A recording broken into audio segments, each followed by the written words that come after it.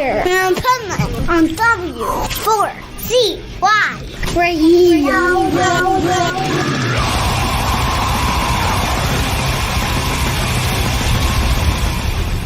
Wake up, America! It's time for the Adventures of Pipeman on W4CY.com, West Palm Beach's #1 internet radio station. Here's your host, the Pipeman.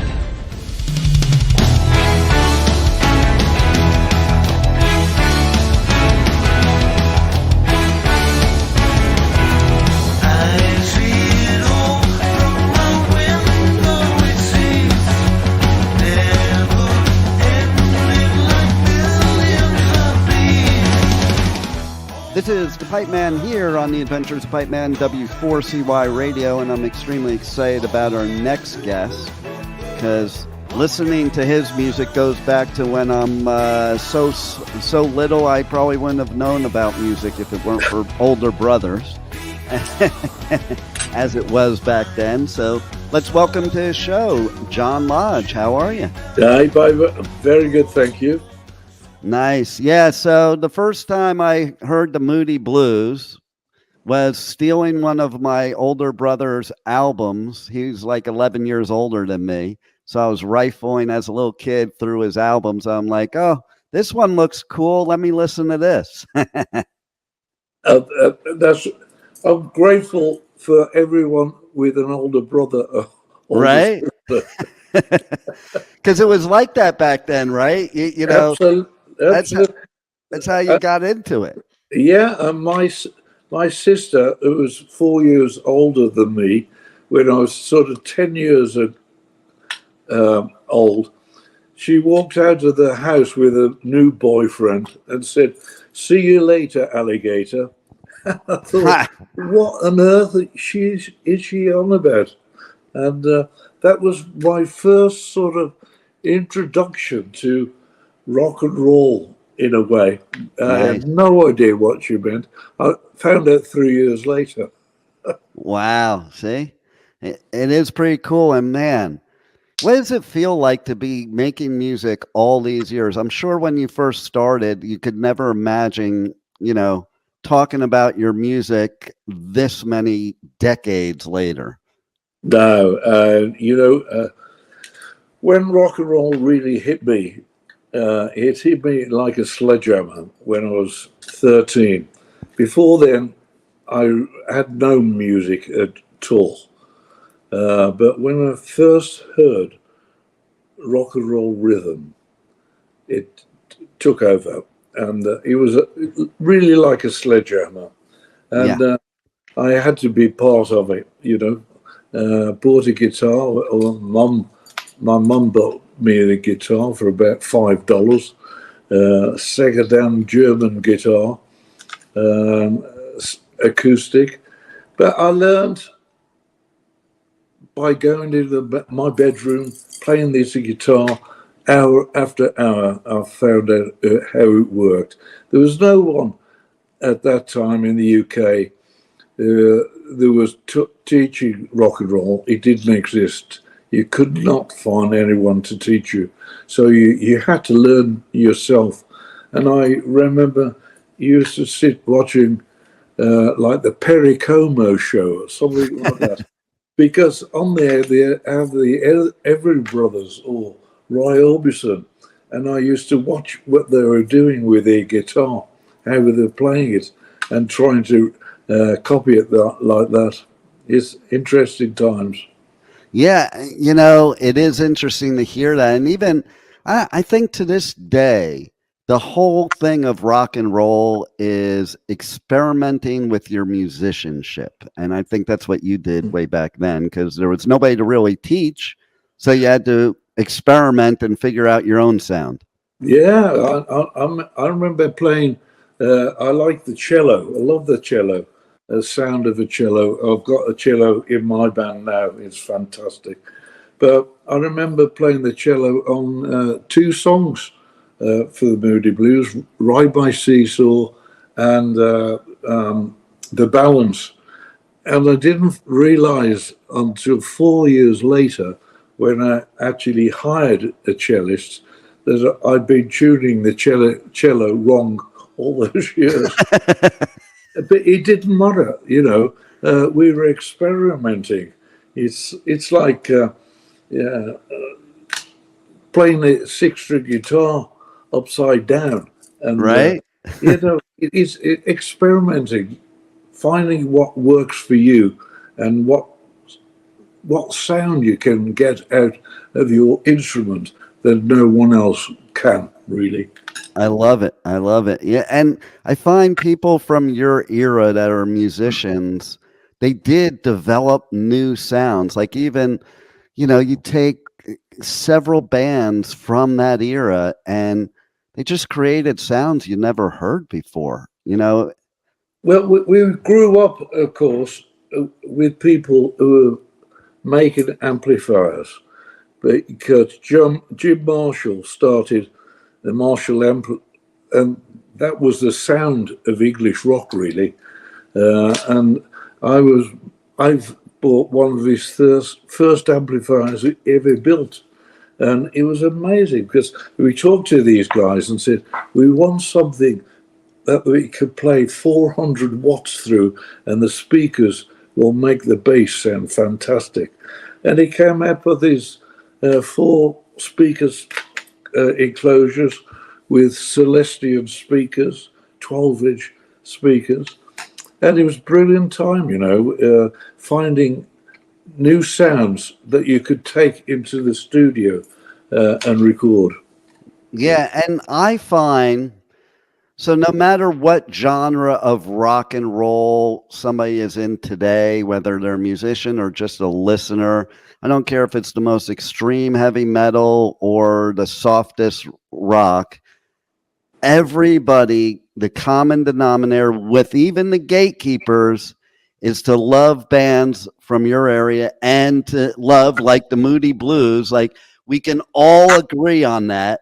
We may not agree on certain bands nowadays, like, oh, they're not this or that, but we all believe that bands like yours was the core of all rock music today. I think it didn't exist between us before then. You know, in England, in the late 50s and early 60s, it was all American iconic artists like Little Richard, Jerry Lee Lewis, Fats Domino, Gene Vincent, Eddie Cochran. We couldn't emulate those people. They're icons, and English people couldn't do that. And we had to find our own way of portraying our music. And that's what it became. We realized it was the music that was important, not the iconic person.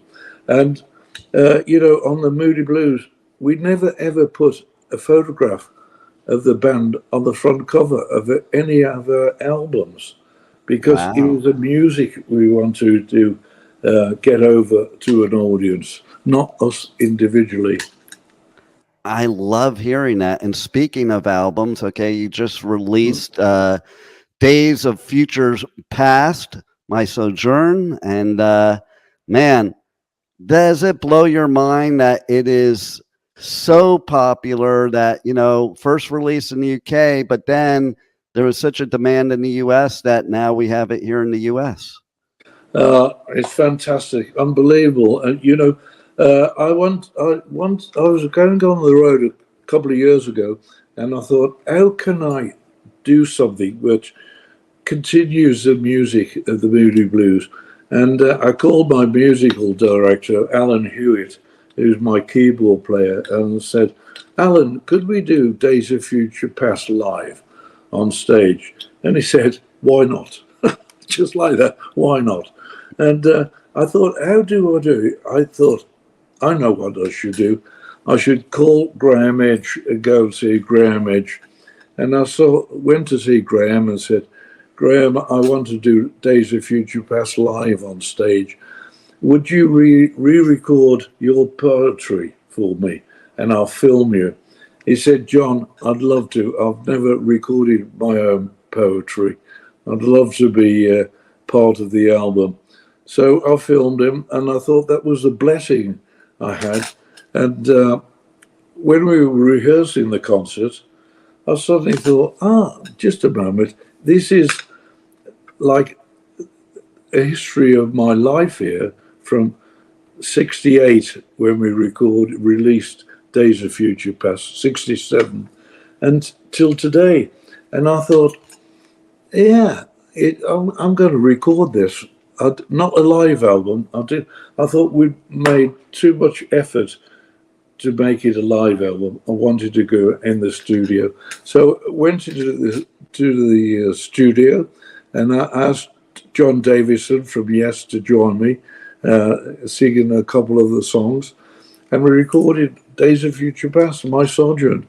In actual fact, my daughter-in-law took the photograph on the front of the album as well. It seemed to sum up the whole album for me.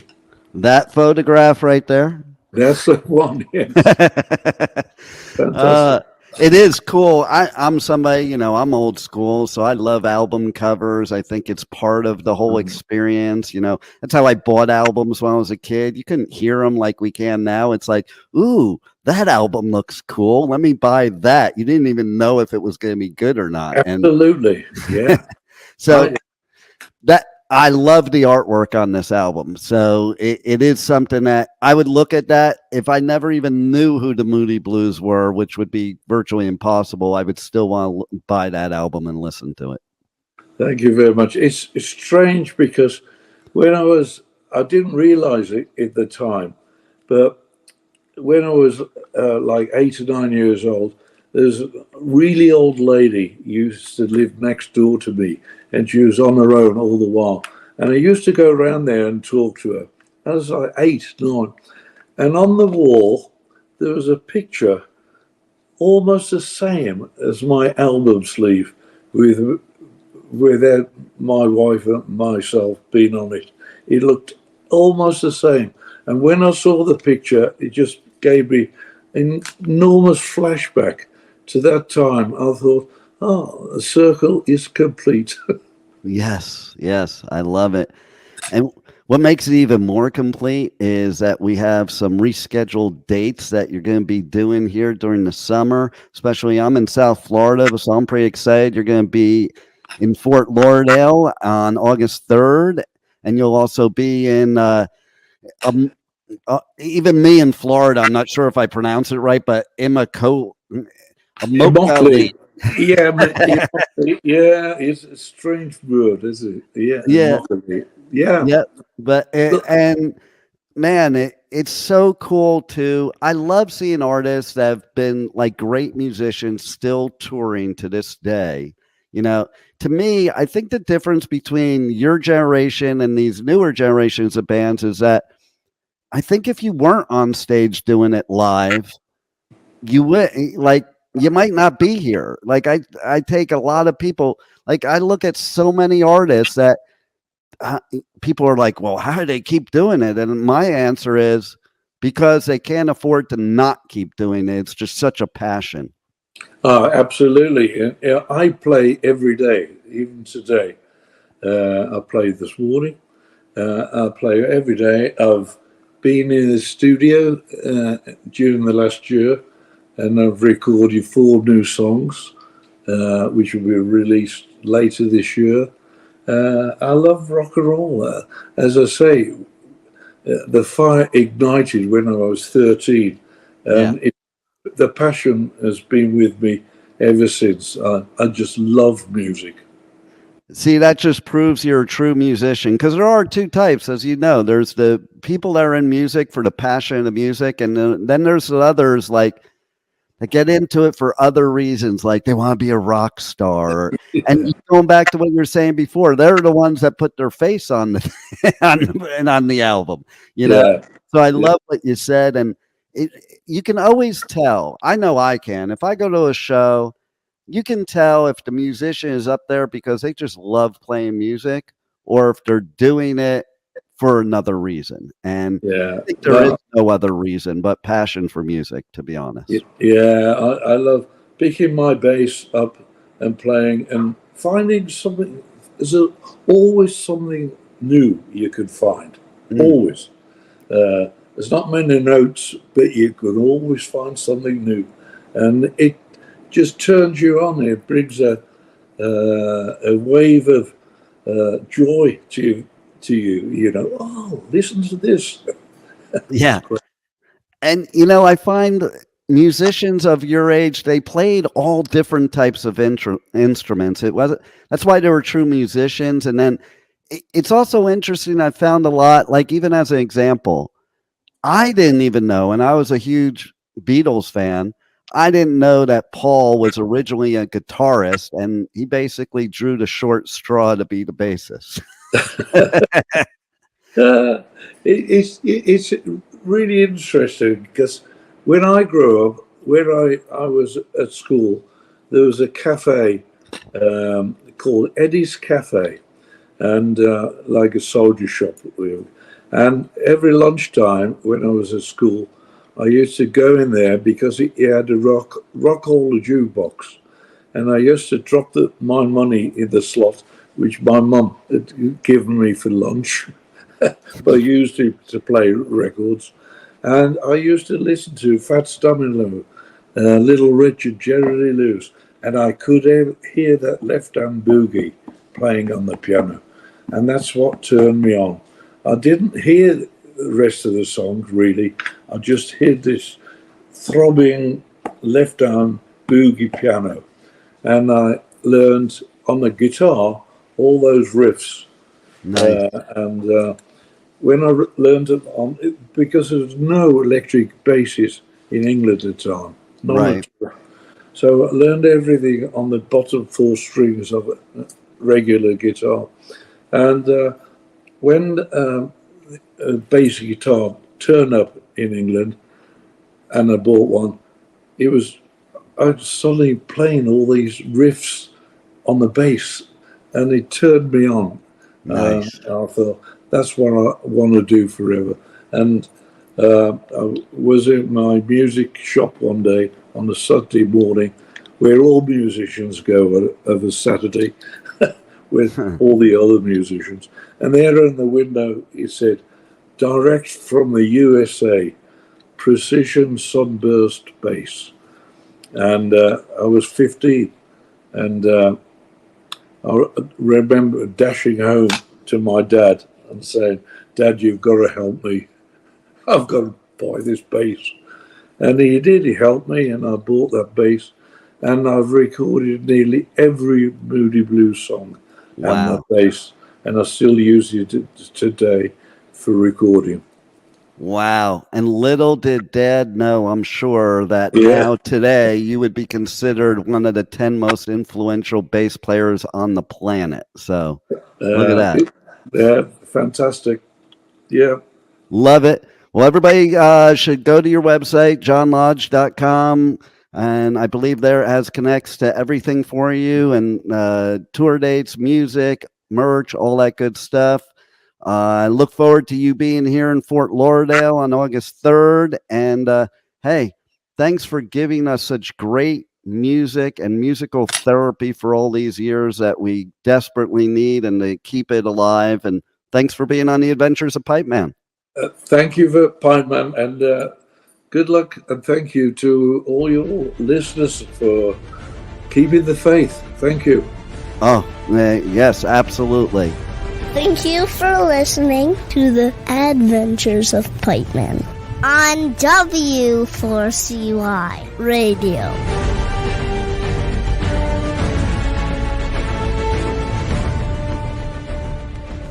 Hey, this is Jon Lodge, and you're listening to the Adventures of Pipeman on W4CY.